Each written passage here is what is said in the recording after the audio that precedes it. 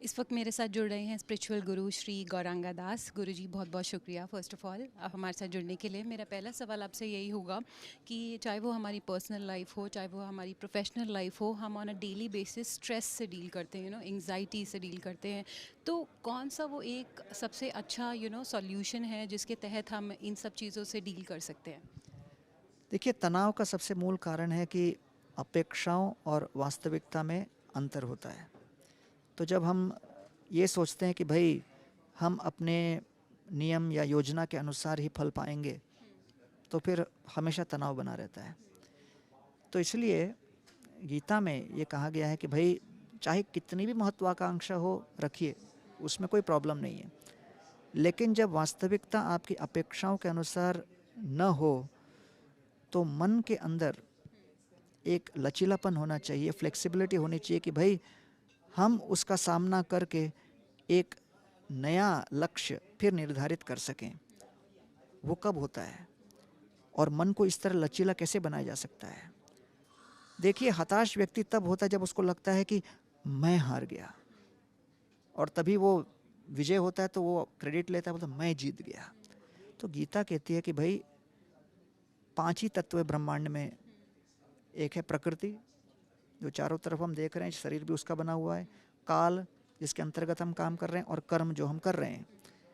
लेकिन ये तीनों को करने वाला व्यक्ति कौन है? जीव, अर्थात जो आत्मा है, जो सनातन है।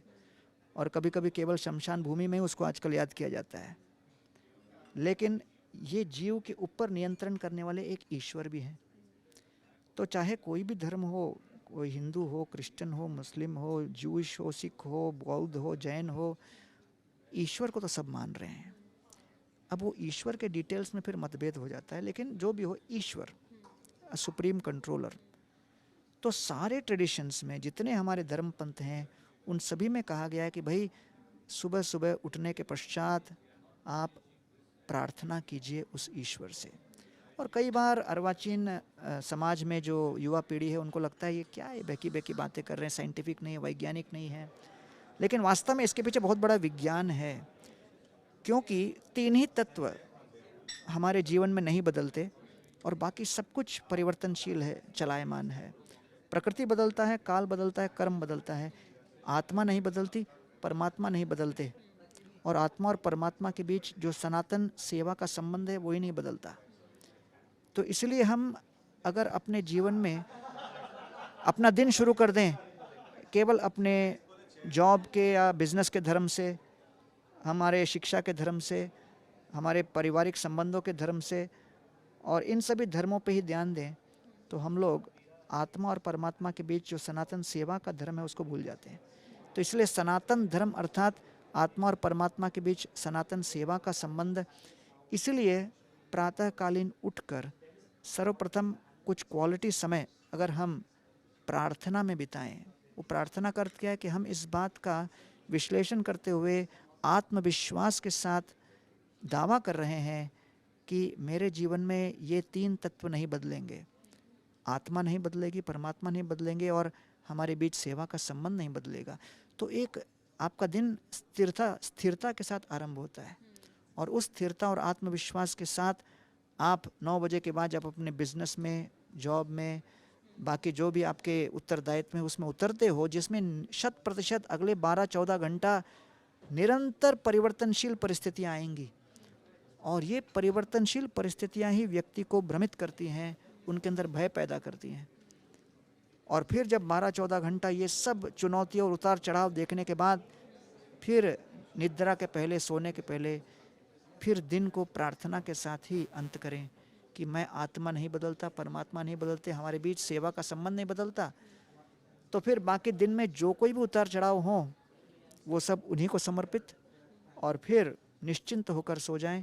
अगले दिन फिर इसी प्रक्रिया के साथ जब आरंभ करते हैं, तो हम देखते हैं कि भारत लगभग 1800 वर्ष तक 1 एडी से लेकर 1800 एडी तक इंडिया का जीडीपी कंट्रीब्यूशन लगभग विश्व के 25 से 35% के बीच था। और तत्पश्चात जब भारत की आध्यात्मिक धरोहर उस पर वार होने लगा, तो धीरे धीरे हम देखते हैं कि 1900 एडी में हम लोग का 1% कंट्रीब्यूशन जीडीपी का हो गया। तो 1800 वर्ष तक भारत विश्व को आर्थिक रूप से भी लीड कर रहा था, क्योंकि भारत की आधारशिला, भारत की संस्कृति का आधारशिला ये पारमार्थिक थी। और जब परमार्थ के साथ हम अपने जीवन को निकालेंगे, बिताएंगे, तो आर्थिक समृद्धि वगैरह आएगी।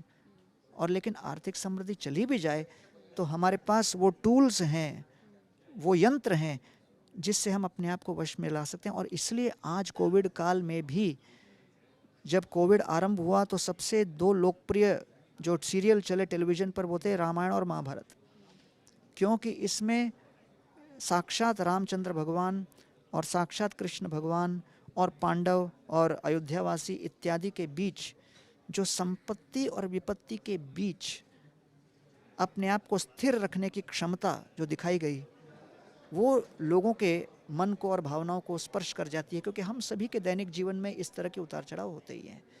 तो इसलिए अगर मैं युवा पीढ़ी को विशेष रूप से अगर कुछ संदेश देना चाहूँ वो ये कि भाई दिन भर आप अपने व्हाट्सएप पे और गैजेट्स पे लेके और थिंकिंग करते रहते हो, डेटा डाउनलोड करते रहते हो, तो अलग अलग जगह से जब अपने मन के अंदर डेटा डाउनलोड कर रहे हो तो थोड़े एक दूसरे जगत से भी भगवान के साथ संबंध को अपने मन में डाउनलोड करो, और उसको कहते हैं प्रार्थना। तो प्रार्थना से दिन शुरू करें, प्रार्थना से दिन अंत करें। और जो माता पिता बोलते रहे हैं कि प्रार्थना करो, ये कोई फिजूल की बातें नहीं हैं, उसको त्याग देने के कारण आज देखिए मेंटल हेल्थ इतना बड़ा इश्यू हो चुका है।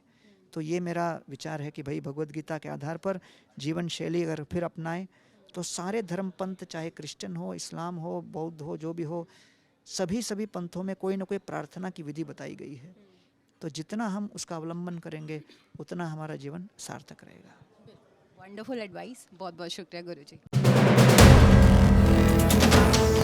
वीडियो पसंद आया तो हमें लाइक, कमेंट, शेयर और सब्सक्राइब जरूर करें।